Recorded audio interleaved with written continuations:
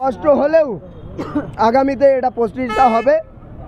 আমাদের এই লড়াই পরিবর্তনের লড়াই। দেখুন, অভিজ্ঞতা এই আন্দোলন আরও জোরদারভাবে চালিয়ে নিয়ে যেতে হবে।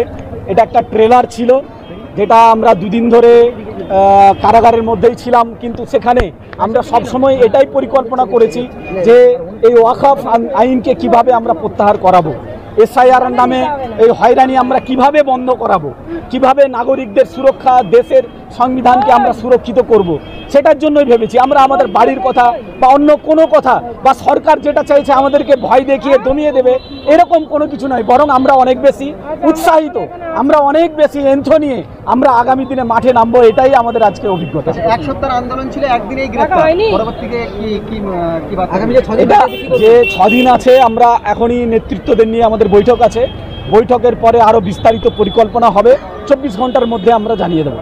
আচ্ছা, একদিনে জেলে থেকে আপনার কি অভিজ্ঞতা হলো? অভিজ্ঞতা খুবই ভালো, যে এই আন্দোলন আমাদের চালিয়ে যেতে হবে। এই আন্দোলন চালিয়ে যাওয়ার জন্য মানসিক যে প্রস্তুতির প্রয়োজন ছিল, এই দুদিনের গ্রেফতারিতে আমরা সেটা পূরণ করতে পেরেছি। ইতিপূর্বে যত আন্দোলন দেখেছি, এই যে গণ আন্দোলন, এখানে গ্রেফতার করার পর পুলিশ 2 ঘন্টা বাদ ছেড়ে দেয়, 24 ঘন্টা সময় লাগলো, এটা কি বলবো? আসলে শুধু অন্যান্য বিজেপির ক্ষেত্রেও যদি দেখেন, আজকে শুভেন্দু অধিকারী গোটা বাংলা জুড়ে বিষ ছড়িয়ে যাচ্ছে, তাকে টাচ পর্যন্ত করা হচ্ছে না, করতে পারছে না। যারাই রাজনৈতিক বন্দী হয় বা ডেমনস্ট্রেটর থাকে, তাদেরকে 2 ঘন্টা 3 ঘন্টায় ছেড়ে দেওয়া হয়। এর আগেও আমরা অ্যারেস্ট হয়েছি, ওয়েলফেয়ার পার্টির একটা আন্দোলন করতে গিয়ে জাভেদ আহমেদের যে বাড়ি বুলডোজিং করা হয়েছিল, তার প্রতিবাদ করতে গিয়ে আমাদের নেতাকর্মীরা অ্যারেস্ট হয়েছিলেন, তাদেরকে সেই সন্ধ্যা 7টা-8টার মধ্যে ছেড়ে দেওয়া হয়েছিল। কিন্তু এই আন্দোলনটাকে পুরো দমিয়ে দেওয়ার জন্য, এই আন্দোলনের গলা রুদ্ধ করার জন্যই পুরো 2 দিন ধরে আমাদেরকে আটকে দেওয়া হয়েছে। আমার নাম Sarwar Hasan, welfare party of India পশ্চিমবঙ্গের রাজ্য সহসভাপতি।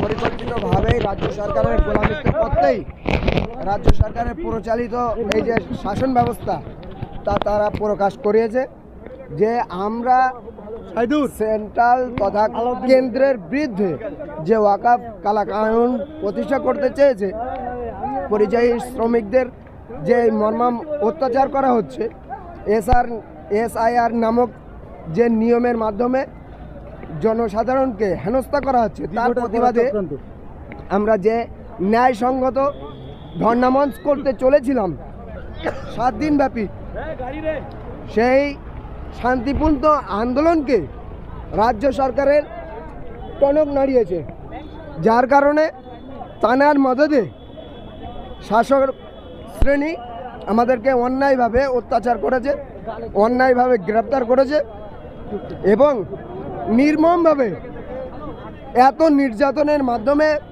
গোটা 24 ঘন্টা আমাদেরকে অবস্থান করিয়েছে, যেটা সত্যি নিষ্ঠুর এবং কষ্টদায়ক। আমরা ন্যায়ের মাধ্যম একটাই, সেটা হলো আদালত। সেই আদালতের মাধ্যমে আমরা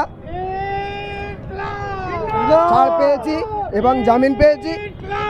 আমরা আবারও আওয়াজ দিচ্ছি, অন্যায়ের বিরুদ্ধে আমরা সর্বদাই সোচ্চার। অন্যায়কে প্রতিহত করতে যেমন সজাগ ছিলাম, আমরা এখন আরও দ্বিগুণ সজাগ। আমরা অন্যায়কে প্রতিহত করব বলেই রাজপথে নেমেছি। এই অন্যায় বিরোধী শক্তিকে আমরা প্রতিষ্ঠা করেই ছাড়বো ইনশাআল্লাহ।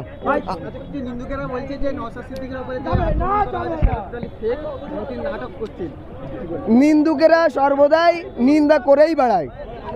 তারা কার কাছে নিজেদের গোলামিত্বে ঠিকে দিয়ে রেখেছে, তারা নিজেরাই জানে।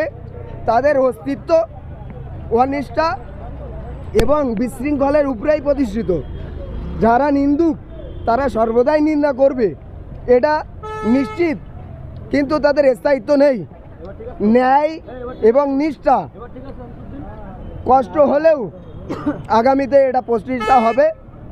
আমাদের এই লড়াই পরিবর্তনের লড়াই। কিসের পরিবর্তন? অন্যায় করে পরিযায়ী শ্রমিকদের যে অত্যাচার করছে, সেই পরিবেশকে পরিবর্তন। আমাদের এই আন্দোলন পরিবর্তনের সেই পরিবর্তন, যেটা সংবিধান বিরোধী যে নিয়ম প্রতিষ্ঠা করতে চলেছে, সেই নিয়মকে পরিবর্তন। আমাদের এই আন্দোলন পরিবর্তনের সেই পরিবর্তন, যে পরিবর্তন শাসন শাসক শ্রেণী অন্যায় মুক্ত এবং শৃঙ্খলবদ্ধ হবে, সেই পরিবর্তন আমাদের এই আন্দোলন পরিবর্তনের, সেই পরিবর্তন যে পরিবর্তন এসআইআর নামক নিয়মের মাধ্যমে জনসাধারণের বিশৃঙ্খল করছে, অবমাননা করছে, মৃতকে জীবিত ভোটার, জীবিতকে মৃত ভোটার, এই নিয়ে যে সমস্যার সৃষ্টি করেছে সেই পরিবর্তন। আমরা শৃঙ্খল একটা পরিবেশ চাই। Thank you. আচ্ছা, আপনার সহবাড়ি আজকে ছাড়া পেয়েছে 24 ঘন্টা পরে, আপনার কি বলবেন? আরে এইভাবে ধমকিয়ে চমকিয়ে আটকিয়ে আমাদেরকে বন্ধ করা যাবে? আমরা যার আদর্শে আদর্শিত সে হচ্ছে নওশাদ সিদ্দিকী। মমতা ব্যানার্জির জলাতঙ্ক হয়নি, নওশাদ আতঙ্ক হয়েছে। নওশাদ আতঙ্ক বোঝো? যাকে রিটেন করছে, গ্রেপ্তার করছে, নৈতিক আন্দোলন করলে যাদেরকে আটকায়, সেই নওশাদ আতঙ্ক হয়েছে মমতা বন্দ্যোপাধ্যায়। আজকে আমরা কলকাতার মাটি থেকে বার্তা দিতে চাই, মমতা বন্দ্যোপাধ্যায়ের এই কলকাতায়, এই শহরে আগামী দিনে বৃহত্তর আন্দোলন হবে, আমাদের ধর্মমঞ্চ হবে। খারাপ খাবার কিভাবে ভালো হবে, কিন্তু এইটুকু বলতে পারি পুলিশের দিক দিয়ে যে আমাদের সঙ্গে ভালোবাসা ছিল, আন্তরিক শুভেচ্ছা ছিল, তার জন্য ওনাকে অসংখ্য ধন্যবাদ। এটা সেটা বোঝা গেছে, এটা পাল্টে গেছে। একদিন আমাদের যেটা অ্যারেস্ট করেছে, আমাদের কোনো অন্যায় ছিল না, এরা রাজ্য সরকার বেআইনিভাবে আমাদেরকে অ্যারেস্ট করেছে। আমরা হকের বিরুদ্ধে রাস্তায় নেমেছিলাম। আমরা ওয়াকফ সম্পত্তি, ওয়াকফ যে কালাকানুন আইন বাতিলের দাবিতে, এবং আমরা যে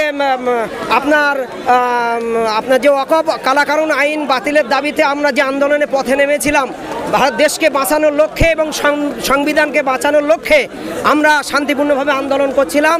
রাজ্য সরকারের ক্যালকাটা পুলিশ আমাদেরকে জোর করে সেখান থেকে তুলে নিয়েছে। আমাদের নেতৃত্বদেরকে ঘুষি মারা হয়েছে, জামা ছিঁড়ে দেওয়া হয়েছে, আমাদের আরেকজন নেতৃত্বকে মারা হয়েছে।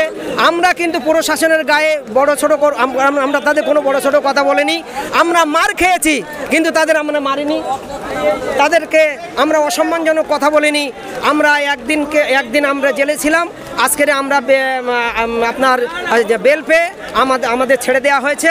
আমরা এখন ইনশাল্লাহ বাড়িতে ফিরে যাব এবং আমরা পরবর্তীতে পদক্ষেপ আমরা আপনাদের কাছে জানাবো। হ্যাঁ, প্রথম দিন গ্রেফতার, আগামী দিনের আন্দোলনের কর্মসূচি আপনাদেরকে আমরা পরে জানিয়ে দেবো। কেমন লাগছে? আমাদের আন্দোলনের জয় হয়েছে, খুব ভালো লাগছে যে আমার জীবনের প্রথম আজকের এই লালবাজার আপনার জেলে থাকার জন্য আমি খুব ভালো ফিল করেছি যে আমার জীবনের প্রথম এইটা আমি যে আমাদের আন্দোলনের জয় হয়েছে এবং আমরা হকের পক্ষে লড়াই করেছি, দেশ বাঁচানোর পক্ষে, সংবিধান বাঁচানোর পক্ষে, মানুষের পক্ষে আমরা আন্দোলন করে আমাদের জয় হয়েছে। আমি বিশ্ব মানব কল্যাণ ইসলামী ট্রাস্টের সাধারণ সম্পাদক মাওলানা আবদুল্লাহিল মারুফ, সন্দেশখালী, দক্ষিণ নলপাড়া।